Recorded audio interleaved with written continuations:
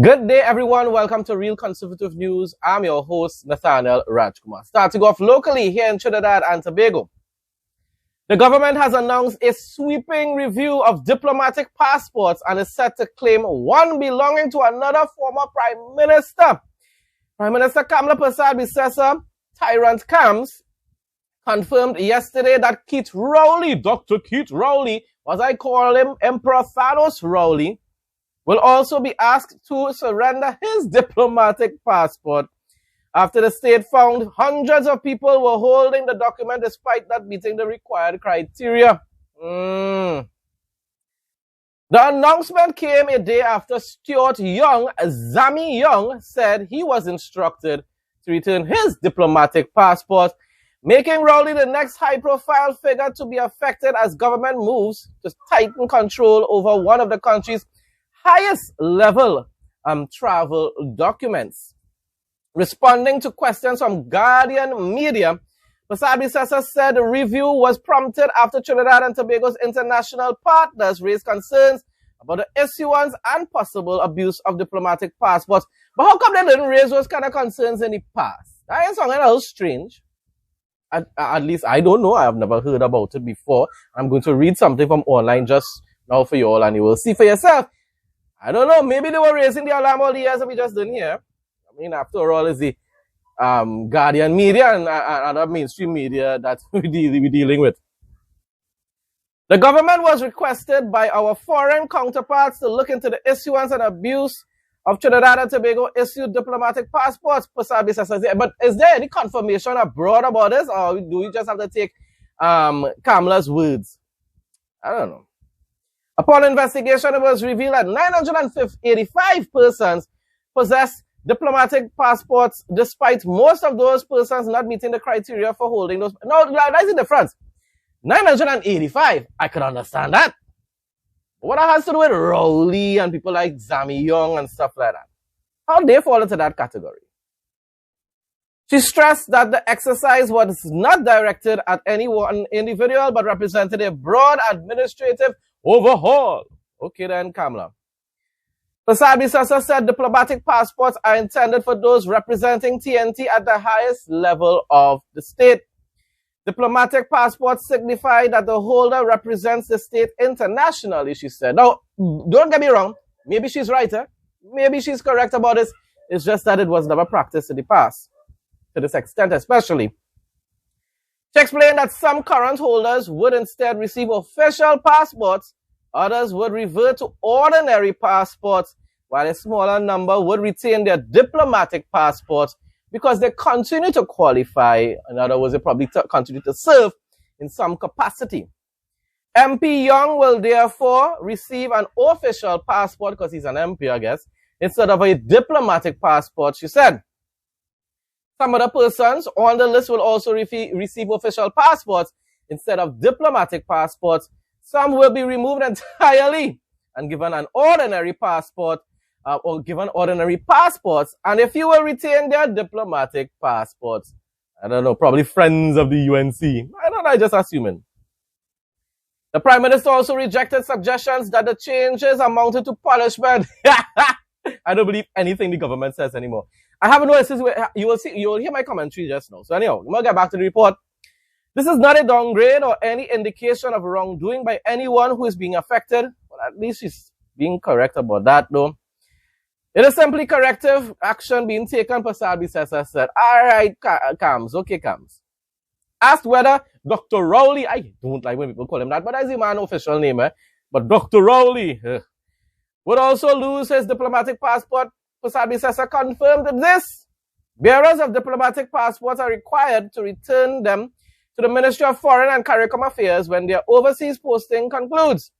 They retire or they leave the qualifying political office, the Prime Minister said. He, Rowley, is retired and he's not representing the country in any official capacity anymore. Therefore, he should not be in possession of a diplomatic passport. Once again, people, I agree, It's just that out of nowhere, and after all these years, She said officials from the Ministry of Foreign and CARICOM Affairs would contact the former Prime Minister on the matter. My response, as I just said, I have no problem with this as long as it's constitutional. Let's just hope it is. All right. But I hope that UNC patriots won't complain when PNM returns the favor in 2030. Now people said, oh, but this is what's happening all the years. When I researched online, not so. Maybe certain people's diplomatic passports were revoked, but not in this large amount and not significant members. People that I don't like, but still significant members of society. Is it the right thing to do? Maybe it is, as I said. Maybe it is. Is it constitutional? Maybe it is. And if so, I support it. I'm just saying, don't become hypocrites when the time comes for you to taste, end up getting a taste of your own medicine. Because UNC people are hypocrites like that. They were complaining about the police abuse while Rowley was in office. Now they are celebrating when the police abuse others now, their opponents now.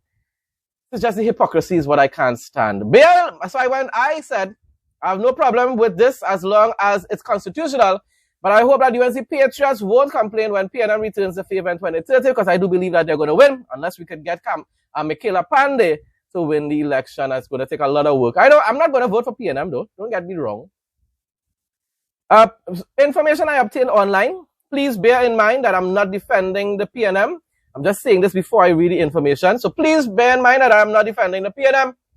But I'm also 100% sure that those who are celebrating these new policies will, not bite it, will complain about victimization if they lose in 2030.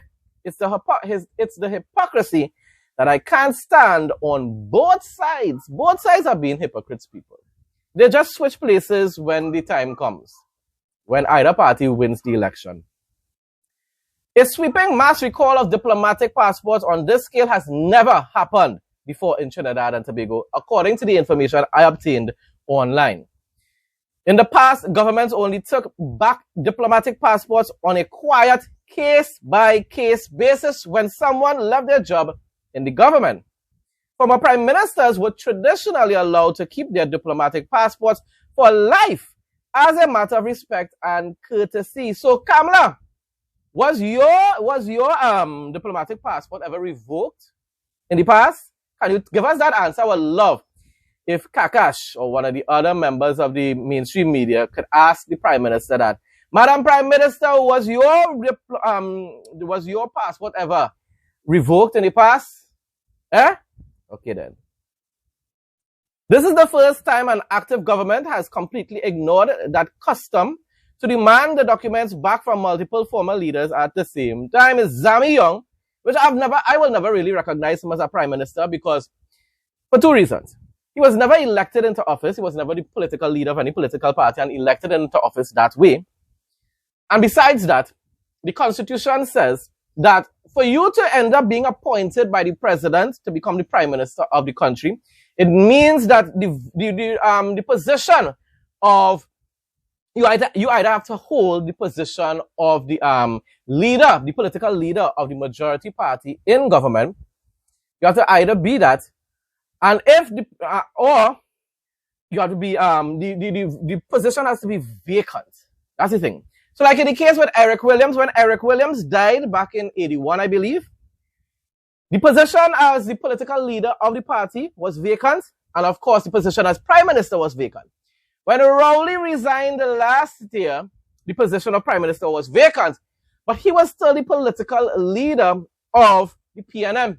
And therefore, the president was supposed to say, well, I can't do anything because you are still the political leader, and therefore I will have to reappoint you as prime minister. She did not do that. She ended up appointing Zami Young as the prime minister instead. And that is why unlike Chambers was recognized as prime minister afterwards, and even with the elections afterwards. But in Chambers' case, it was legitimate because the position of political leader was no longer there. But not in Zami's case. Zami just ended up getting appointed in spite of a political leader of the party still being present. And that's why I will never recognize him as a former prime minister. But still, he held the office, and therefore he should have been left with a certain amount of privileges, even though I don't agree with it. The main reason this action is so different is because of the sheer number of people affected, though. That's the thing about it. And I will say the amount of individuals, because maybe, just maybe, A lot of those people, maybe there were complaints abroad, and a lot of those individuals should have been removed. We were talking about significant members of society. That's what I'm concerned about. Investigating nearly 1,000 passport holders and changing their travel status all at once is a huge shift from how previous administrations handled border security. Past leaders used their legal power to issue or cancel passports quietly without making major public sweeps. So as we all know, people, this is just to please the UNC base. Once again, I honestly don't really have a problem with this, I'm just saying it's a bit weird, it's a bit strange, especially when you're removing it from members of society that used to hold it traditionally for years, like the former prime ministers and so forth. And it's just the hypocrisy. Because I know UNC people are going to complain when their time comes. By turning a routine policy check into a massive public cleanup that targets political rivals, the current administration has broken away from decades of political tradition. They have broken away from so many traditions in the UNC, especially in recent times. From a wonderful party that I voted for my entire life, it now has become PNM's twin, and an even more evil twin in many ways. Not all ways. They still do better in some ways. But in a lot of ways, they have become even more evil than the mighty Morphin, Ghana, Yam, Coal Pot, Bicycle, No Ham, No Macaroni Pie, Old Strain, Tighten Your Belt, Wean Off of the Government. Hear them. Trinidad and Tobago Weather Report Sunday, July 5, 2026. The weather forecast for Trinidad and Tobago on Sunday, July 5, 2026 will be generally sunny, hazy, and at times breezy with a maximum temperature of 33 degrees Celsius. According to the official outlook from the Trinidad and Tobago Meteorological Service, the daytime will experience fair conditions overall, occasionally interrupted by isolated showers. The night is expected to remain fair but hazy with a light breeze, though isolated showers may develop closer to midnight. A moderate concentration of Saharan dust will be present in the atmosphere throughout the day and night. Individuals who are sensitive to changes in air quality are strongly advised by the Met Office to take all necessary protective precautions. For fishers and sea bathers, marine conditions remain moderate. Open waters wave heights are forecasted between 1.5 meters to 2.0 meters. Sheltered areas wave heights will remain near 1.0 meter. Swell northerly to easterly swells will range from 0.5 meters to 1.0 meter with a swell period of 7 to 10 seconds. International news now. The next round of US-Iran negotiations is set to take place in Pakistan on July 11th. I'll set up games with Trump. You're going again to negotiate with these individuals. I keep showing you over and over again, they are never going to keep their promises. They will violate any agreement that you have with them. I'm telling you, Trump is under the spirit of the Antichrist. This is so shameful, boy. He's destroying the reputation of America right now. Definitely the Republican Party. Anyhow you take it, let me get back to the news report. So the next round of US-Iran negotiations is set to take place in Pakistan on July 11th, in what would mark the latest attempt to resume diplomatic contacts between Washington and Tehran, according to Al Arabiya.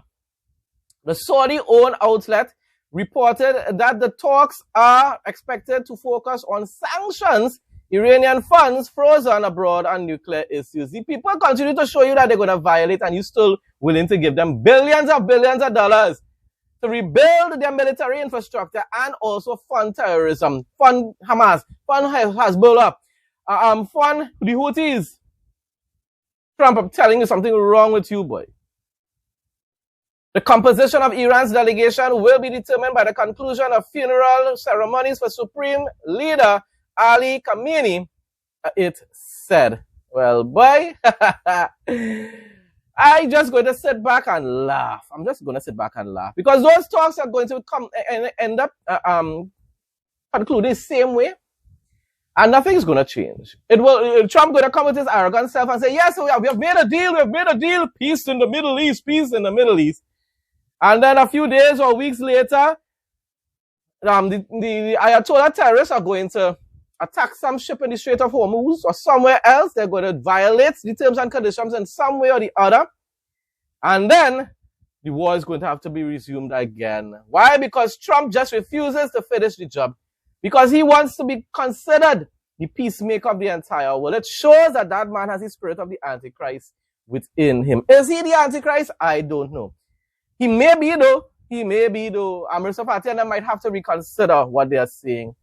I personally think, even Amritsar Party and them say there are certain biblical characteristics of the Antichrist that he doesn't really fall under. The problem is maybe he was pretending all along and maybe he is. I don't know. I'm not confirming that he is though. I still believe that he is falling short of certain characteristics. Maybe those characteristics will be revealed in time to come. Who knows? Who knows? Bible quote of the day. Psalm 127, 1-5. Unless the Lord builds the house. A Song of Ascents. Of Solomon. A reminder that all labor and family blessing depend on God's work, not just human effort. Unless the Lord builds the house. Those who build it labor in vain. Unless the Lord watches over the city. The watchman stays awake in vain. It is in vain that you rise up early. And go late to rest. Eating the bread of anxious toil. For he gives to his beloved sleep. Behold, children are a heritage from the Lord. The fruit of the womb a reward. Folks, that brings us to the end of today's news report. Thanks again to everyone who continues to support my content. Please like, comment, share, and subscribe. Stay blessed and stay safe most of all. In Jesus' name.